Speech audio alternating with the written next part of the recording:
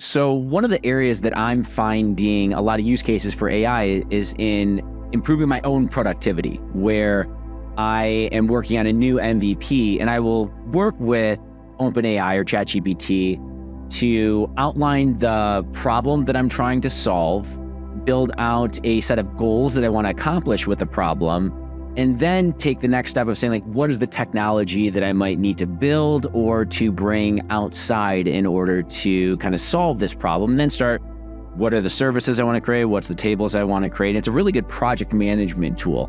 I'm really curious on how a lot of that can be used for data evaluation when you're on some of these like speed dates that you're talking about, to turn a question that you might have into a SQL query, into a execution of that SQL query on the data to be able to give you an answer in a human readable format live, to make that like very initial interaction. You're like, oh, there's this data set. Well, what is the rolling mean of some metric over a period of time?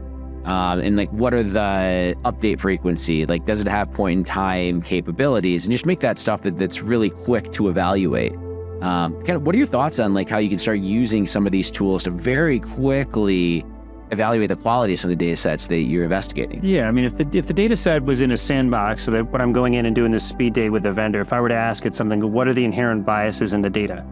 And it would show me geographic skews or demographic skews on the data set. Then I don't have to ask a very specific question to the vendor, what's your focus on, consumers in the middle of the US, for example, because then I know I've got a gap. I don't want to give them that information if it's a little bit more proprietary. I can ask different questions, interpret the output, and understand where the gaps are, either in the consumers that are in the middle of the US, in certain time periods of data where they may have had outages, the consistency over time, and see a lot of that stuff, and then know whether or not I need to ask a series of follow-up questions. Because otherwise, like, the speed date is just going to be a bunch of niceties and something you could probably find in the data catalog. So being able to interrogate a little bit further and have some of my team be able to qualify those without having to get the data engineers involved, obviously at a much higher cost, both from a payroll perspective as well as the opportunity cost that we spoke about. Hedgeneer.